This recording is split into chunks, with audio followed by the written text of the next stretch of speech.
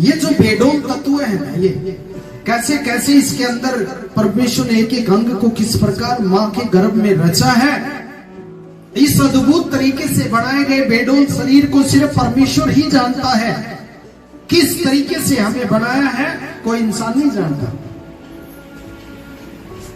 इंसान को नहीं पता उसके अंदर कैसे कारीगरी परमेश्वर ने बाहर का हिस्सा अंदर का हिस्सा सब बनाया है, वो परमेश्वर जानता है। लेकिन इसी शरीर से परमेश्वर की महिमा होती है और इसी से उसका अनादर भी होता है। समझ रहे? जब इंसान प्रभु की आज्ञा नहीं मानते हैं और बुरे कामों में बने रहते हैं तो वो परमेश्वर का निरादर करते हैं, और जब प्रभु की आज्ञा मानते हैं तो परमेश्वर के अच्छे कामों में सहभागी होते हैं, तो उसके नाम को ऊंचा करते हैं। हालेलुया।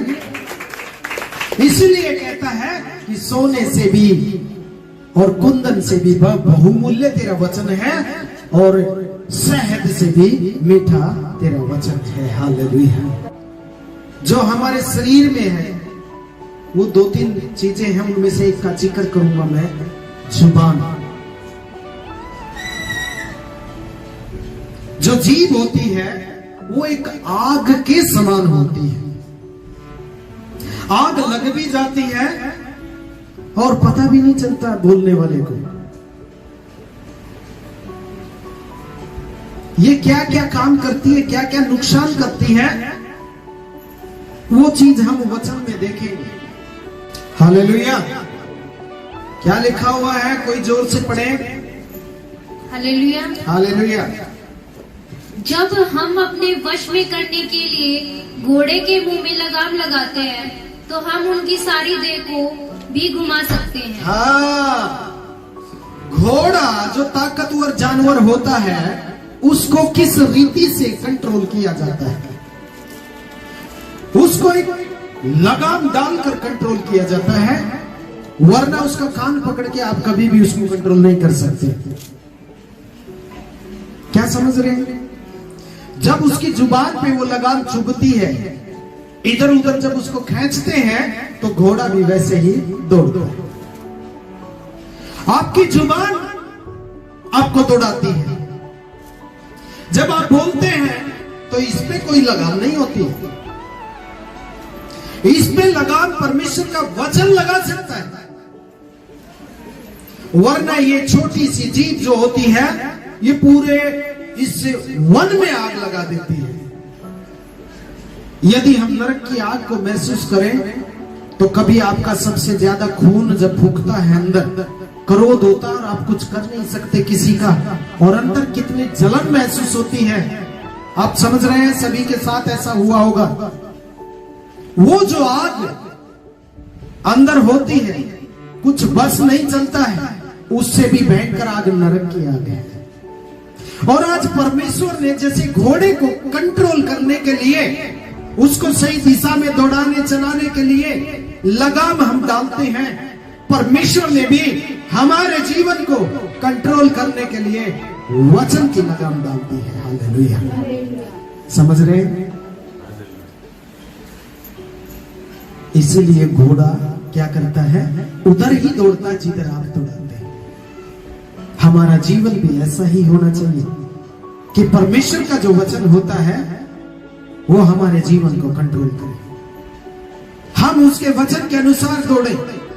जैसा परमेश्वर कहता है कि मार्ग तुम्हें बता दिया जाएगा, हालेलुया, कि तुम्हें किस तरफ जाना है। आगे क्या लिखा हुआ है? देखो, जहाज भी यद्यपि ऐसे बड़े होते हैं और प्रचंड वायु से चलाए जाते हैं तो भी एक छोटी सी पतवार के द्वारा माझी की इच्छा के अनुसार घुमाए जाते हैं। हाँ, जहाज भी कितना बड़ा होता है। क्या कभी देखा है उसमें कोई 50 आदमियों ने रस्से डाल के उसको आगे से घुमाया तब उधर घुमा हुआ? वो पानी में चलते हुए आप देखते हैं, इधर से उधर उधर से उधर, जब वो अपने रास्ते जा रहा होता है तो एक छोटी सी पतवार होती है, उसी को घुमाते रहते हैं और वो चलता रहता है। समझ रहे? कंट्रोल इस जुबान से होता है, लेकिन मूर्ख के बोलने से सदा रगड़े झगड़े ही होते हैं। चाहे उसे पता ना हो, लेकिन वो चुप हो जाता है तो समझदारों में उसकी गिनती होती है। वैसे ही जुबान जो होती है, आप तो बोल देते हैं, मैं बोल देता हूं, आप बोल देते हैं, कोई भी बोल देता है, लेकिन दूसरे के वन में वो आग लगा देती है, दूसरे के जीवन में वो आग लगा देती है। और मैं इसको समझाऊंगा कैसे उसका परिणाम भुगतना पड़ता है। फिर वो दूसरा नहीं जिसके लिए हम बोल रहे हैं, वो भी खुद जो बोल रहा है उसको भी भुगतना पड़ता है। समझ रहे हैं मेरे बहन भाइयों? ये आग फिर किसी को भी छोड़ती नहीं। ऐसा नहीं है कि बगल वाले घर में आग लगे और मेरे घर में आग लगे कि उसके घर में सामान बच जाए और मेरा जल जाए। आग लगने के बाद तो बच ही नहीं सकता। चाहे वो आग लगाने वाले का घर हो, चाहे वो लगने वाले का घर हो, दोनों में आग है तो क्या होगा? राख होगी। वैसे ही जब ये जुबान बोलती है कठोर शब्द, कड़वे शब्द, बुराई के शब्द, निंदा के शब्द, चुगली के लिए बोलते हैं, एक दूसरे पे दोष लगाने के लिए बोलते हैं, तो ये तो कुछ नहीं बिगड़ता, लेकिन उसके जीवन में आग लग जाती है। और उसके बाद आत्मा आपको भी बोलता कि आपको ऐसा नहीं बोलना चाहिए। इसके अंजाम परिणाम बहुत गहरे हो जाते हैं। और प्रभु का कलाम बोलता है कि तेरे शब्द थोड़े ही हो, तेरे वचन थोड़े ही हो। तेरे वचन का मतलब परमेश्वर के तो कितने भी हो, लेकिन तू जो अपनी बुद्धि से बोलता है वो सोच समझ के थोड़ा ही बोलना। समझ रहे? क्योंकि हम नहीं पता, कई बार स्वार्थ से बोल जाते हैं, कई बार झूठ भी बोल जाते हैं, कई बार लालच के लिए भी झूठ बोलते हैं, कई बार दूसरों को अपने स्वाभिमान, अपनी प्रतिष्ठा के लिए दूसरे पे दोष लगाते हैं, कई बार अपनी प्रतिष्ठा पाने के लिए, अपने आप को बड़ा बनाने के लिए भी हम कई बार गलत बोल जाते हैं। इन्हीं चीजों को तो प्रभु ने धोया है लहू से। और जिसका मन परिवर्तन होता है उसके अंदर ये चीजें बदलना शुरू हो जाती है। परमेश्वर का वचन मैंने इसलिए कहा कि वो आपको तराशता है, आपकी एक एक कमी को हर बार वो परमेश्वर क्या करता है? दूर करता है। हालेलुया। हमें जो अपनी समझ की बात है वो नहीं बोलनी है, हमारा परमेश्वर का वचन जो बोलता है हमें वो बोलना चाहिए, वो आज्ञा माननी चाहिए, क्योंकि उसकी आज्ञा, उसके वचन हमें शुद्ध करते हैं, हमें जीना सिखाते हैं, हमें दूसरे से प्यार प्रेम सिखाते हैं, एक दूसरे की भलाई करना सिखाते हैं। इसलिए परमेश्वर का वचन शहद से भी मीठा होना चाहिए आपके लिए। हालेलुया। क्योंकि सारे वचन किसके हैं? परमेश्वर के। और कहता है कि एक भी वचन टलेगा नहीं, यदि बिंदु भी बीच में लगाया हुआ है तो वो भी पूरा होके रहेगा। फिर कुछ समस्याएं भी पड़ेंगे कि यदि जीभ को कंट्रोल ना किया जाए तो क्या हो सकता है, कैसे दंड पाते हैं फिर लोग। उन चीजों को भी हम सीखेंगे ताकि परमेश्वर का भय का ये वचन हमारे जीवन में एक अच्छी आशीष लेकर आ सके। पढ़िए 18 का 21 कोई नीति वचन। जीव के बस में मृत्यु और जीवन दोनों होते हैं। हाँ। और जो उसे काम में लाना जानता है वह उसका फल भोगेगा। हाँ, जीव के बस में ही आपका मृत्यु, आपका जीवन है। और इसको जो सही काम में लेके आएगा उसका अच्छा प्रतिफल मिलेगा। यदि हमने बुराइयां करना छोड़ा नहीं तो परमेश्वर भी हमारे साथ बुरा ही होने देगा, और यदि हमने भलाइयां की हैं तो परमेश्वर भी हमारे साथ में खड़ा होगा। हालेलुया। इस जुबान से, इसी जुबान को कंट्रोल करना बड़ा मुश्किल होता है मेरे बहन भाई, क्योंकि ये हाडमास नहीं है ना, मुड़ती आसानी से मुड़ जाती है, आसानी से बोल जाती है और चुप हो जाती है ना। चुगलखोर आदमी देखिए ना, वो पास में बैठ के बड़ी फटाफट ऐसी ऐसी बातें बता के और जाते रहेंगे, निकल जाएंगे। वो अगला सोचता रहेगा, उसके जीवन में आग लग जाएगी। हुआ आपके साथ ऐसा कभी कि आपको कोई किसी की बुराई करके गया और आपने आराम से सुन के क्या बोल के गए पता नहीं, वो सोचते रह जाएंगे। लेकिन यहोवा का जो वचन है आपको यदि आज बुरा लगेगा तो कल आपको शहद से भी मीठा लगेगा, क्योंकि ये आपको भलाई के लिए बताया गया है। हालेलुया। लेकिन जो संसार की बुराइयां करते हैं वो दूसरे के जीवन को नरकीय जीवन बना देते हैं। इसलिए परमेश्वर का वचन कहता है जो जुबान को काम में लाना जानता है उसका अच्छा फल भोगेगा। वो एक दिन परमेश्वर उसका हिमायती होगा, क्योंकि उसने भलाई के लिए बात की है।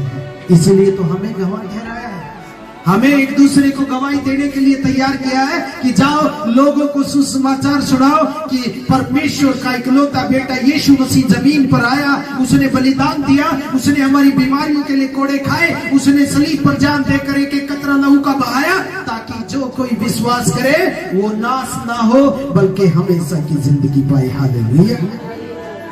समझ रहे हैं?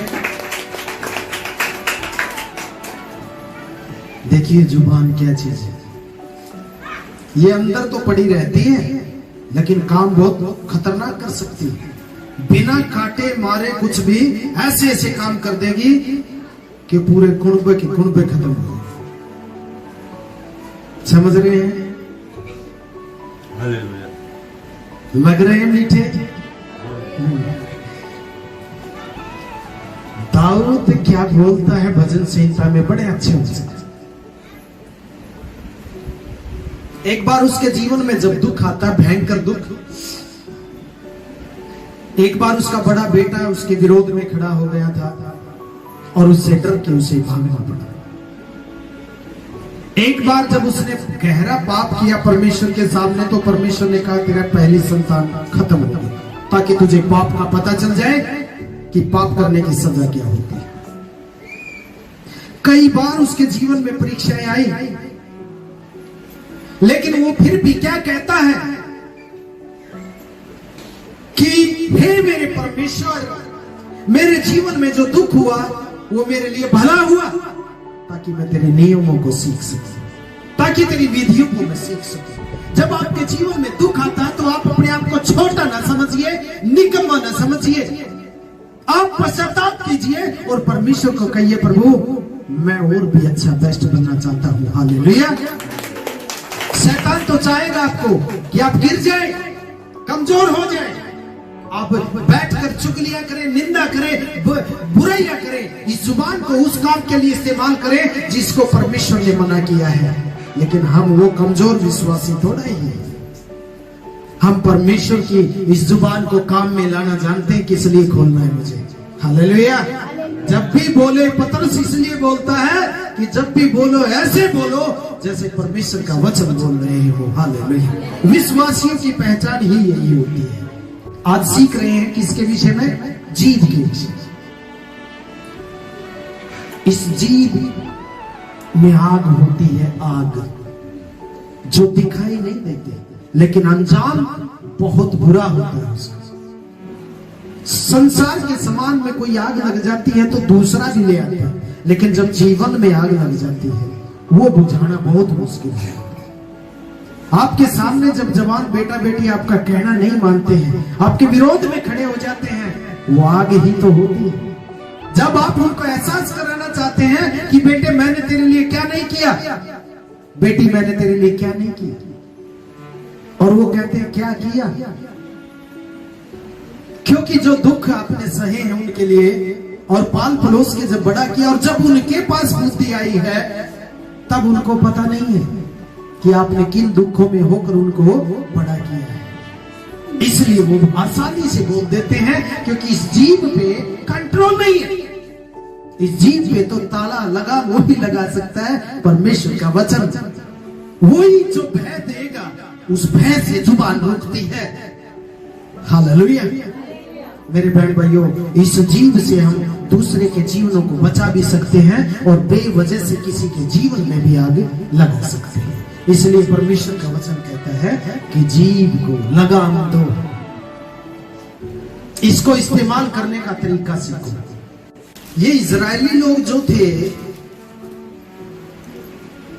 सभी जन आप जानते हैं उनकी स्टोरी को। जब वो मुरस्तल में से गुजर रहे थे, जंगल के रास्ते से जा रहे थे, कहां जा रहे थे? कनान देश। कनान देश कौन सा? जो परमेश्वर उनका अपना देश उन्हें देने वाला था, जो बंधुआई में से निकाल के, और कनान देश में जो उनका अपना देश था, परमेश्वर कहता है वहां पे सारी चीजों की सुविधाएं तुम्हें मिलेंगी, किसी का गुलाम रहने की जरूरत नहीं है मेरे लोगों को। और वो छुड़ाकर जब वो रास्ते में थे तब वहां पे कुछ बातें घटनाएं घटती हैं। उन बातों का जिक्र एक जुबान के ऊपर ही मैं बोल रहा हूं, पढ़ा रहा हूं आपको कि क्या क्या बोलने की वजह से उनके ऊपर समस्या है। वो बोलने, वो जुबान से जो बोला गया, परमेश्वर ने क्या क्या किया उनके साथ। फिर इस जुबान को हमें बहुत इस्तेमाल बड़ा ठंडा रखना पड़ता है, तभी जाके काम चलता है। फिर वो लोग बुड़बुड़ाने और यहोवा के सुनते बुरा कहने लगे। हाँ, क्या करने लगे? बुड़बुड़ाने लगे और बुरी बुरी बातें बोलने लगे यहोवा को। चलिए, अतः यहोवा ने सुना और उसका कोप भटक उठा और यहोवा की आग उनके मध्य में जल उठी और छावनी के एक किनारे से भस्म करने लगी। तब लोग मूसा के पास आकर चिल्लाए और मूसा ने यहोवा से प्रार्थना की, तब वह आग बुझ गई। हाँ, देखिए, समझ रहे हैं? ये जब बुड़बुड़ा रहे थे, बुरा भला बोल रहे थे ना, कौन है ये? इजरायली कौन थे? परमेश्वर के लोग, जिनको वो बंधुआई में से लेकर जा रहा है और रास्ते में वो परमेश्वर को ही कोस रहे हैं। इस जुबान को जहां परमेश्वर की बड़ाई होनी चाहिए, उसी के विरोध में वो इस्तेमाल कर रहे हैं। तब परमेश्वर को क्या उठा?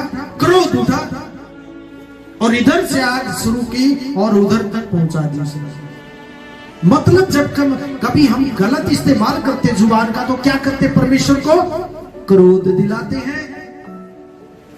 उसको क्रोध होता है तो फिर हमारे जीवन में कहां से सही होने देगा शैतान? जब परमेश्वर की उपस्थिति हमारे बीच में होगी नहीं, जब हम गलत बोलेंगे, जब इस जुबान को बुराई के लिए, चुगली निंदाओं के लिए, किसी के नुकसान के लिए, किसी को कोसने के लिए, किसी को श्राप देने के लिए जब जुबान को इस्तेमाल करते हैं, तो क्या परमेश्वर की उपस्थिति हमारे मध्य में हो सकती है? नहीं हो सकती।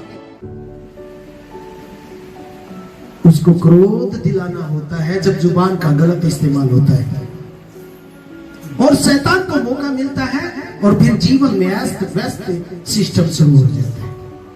लेकिन यदि इसको सही इस्तेमाल करेंगे, सही किसने किया? मूसा, प्रभु का जो दास था, वो प्रभु के दास के पास गए। जब वो आग लगी तो वो गिड़गिड़ाने लगे, मूसा प्रार्थना कर। और मूसा तुरंत तैयार हो गया प्रार्थना करने के लिए, और फिर क्या हुआ? आग बुझ गई, क्योंकि सही जुबान का इस्तेमाल मूसा ने किया। ये तो बुड़बुड़ा रहे थे। आपका बुड़बुड़ाना, आपका कोसना किसी विश्वासी को भी आपके लिए हानिकारक हो सकता है। संसार के लोगों के अंदर ले देकर दोबारा मेल हो जाता है। यदि मसीह के अंदर कोई गांठ पड़ गई, वो दोबारा नहीं सुलझती, मैं बता देता हूं। इसलिए अपने आप को सचेत रखिए, सावधान रखिए। शैतान एक बार अगर बीज बो दिया ना, तो कभी आप उखाड़ नहीं सकते उसको। फिर एक बार ये मसीह का प्रेम खो दिया तो गया, वो फिर दोबारा नहीं होता है। क्योंकि साफ तौर पे भी लिखा हुआ है, एक बार विश्वास गया तो फिर अनहोना है। अनहोना मतलब हो ना होने वाला है फिर। इसलिए अपने विश्वास को, प्रेम को और अपनी जुबान को सदा कंट्रोल में रखिए। परमेश्वर हमारे जीवन को बचाने के लिए बोलता है, ताकि हम नरक की आग में न जाए।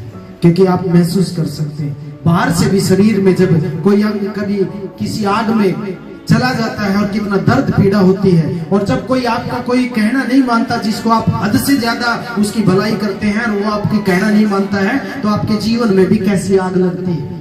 आप दोनों आगों को समझ सकते हैं। परमेश्वर सदा तक ऐसे लोगों को जो दुष्टता के काम करते हैं या शैतान के साथ डाले जाएंगे, उस आग में से बचाने के लिए परमेश्वर ने वचन दिए हैं हमें। और रिजल्ट भी दिखा रहा है कि जब उसके लोग उसके विरोध में बात कर रहे हैं, तो क्या उनके साथ किया उसने। क्योंकि परमेश्वर धर्मी है, वो कभी भी न्याय को रोकता नहीं है। हालेलुया। अब इसके बाद क्या कहता है 14 का 26 में, फिर वो बुड़बुड़ाते, फिर बड़बड़ाने लगे। इंसान का स्वभाव ही ऐसा होता है, लेकिन जो प्रभु से सच्चा प्रेम करते हैं वो सदा ही उनके मुंह से मिठाई जब निकलता है, क्योंकि एक सोते से खारा और मीठा दोनों नहीं निकल सकते, या तो खारा ही होगा या मीठा ही होगा। तब वह बादल तंबू के ऊपर से उठ गया और मरियम कोढ़ से हीम के समान सफेद हो गई। और हारून ने मरियम की ओर दृष्टि की और देखा कि वह कोढ़िन हो गई है। देखिए उसकी जुबान जब हिली,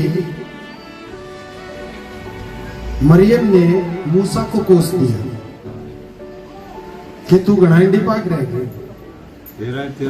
हाँ तेरे तो बात करे, हमारे तो भी करे। देखिए जुबान हिली और क्या आया, कोढ़ आया। इसीलिए परमेश्वर कभी बोले हुए शब्द का भी न्याय करेगा, वो साफ तौर पे लिखा हुआ है। हम कई बार पीछे से आनंद लेते हैं ऐसी बातों का, ना लीजिए, छोड़ दीजिए। आज से मैंने प्रार्थना की है प्रभु आज से नया करेगा आपके जीवन में, ठीक है। आपको चाहे कितना भी सहन क्यों ना करना पड़े, आप बेवजह से जुबान ना खोलिए कभी। आप किसी की बुराई के लिए जुबान ना खोलिए, चाहे आपको सहन करना पड़ जाए कोई बात, चाहे आपको सच में किसी ने बोल दिया हो, लेकिन आप कभी भी ना बोलिए। हो सकता है किस वजह से बोला गया हो आपको नहीं पता, लेकिन परमेश्वर जैसा हम बोलते हैं वैसा हमें क्या करेगा, प्रतिफल जरूर देगा। ये दिखाया ना जंगल के रास्ते में, सब कुछ नजारा दिखाया उनको और कहा कि हम मर जाते हैं यही तो ठीक था, तो फिर मरोगे, मार भी दूंगा, कोई दिक्कत नहीं। मेरे लिए मारना और जिलाना कोई मुश्किल थोड़ी है। वो मिट्टी में मिलाकर फिर न्याय के लिए ठा देगा। दुष्ट लोगों को भी क्यों जीवन देता, ताकि वो मन फिरा ले, पापों से मन फिरा ले, ताकि स्वर्ग में न्याय के सिंहासन के सामने बादलों पे जब करेगा न्याय, तो कम से कम खड़े होने के लायक हो जाए। समझ रहे मेरे बहन, कितना खतरनाक है ये चीज। मतलब हम जैसा भी प्रभु के साथ बर्ताव करते हैं हमारे साथ करेगा। यदि हम एक इंसान के साथ गलत करते हैं तो परमेश्वर के साथ करते हैं। एक विश्वासी से यदि नफरत रखते हैं तो परमेश्वर से रखते हैं, क्योंकि वो भी उसी की बेटा है। इसीलिए अपनी जुबान को कभी भी बेवजह से ना खोलना मेरे प्रिय भाई बहन। प्रभु नहीं चाहता है कि हम उसके दोषी ठहरे। हालेलुया। एक दूसरे को क्षमा करने के लिए, एक दूसरे के लिए प्रार्थना करने के लिए अपने मुंह को खोलिए।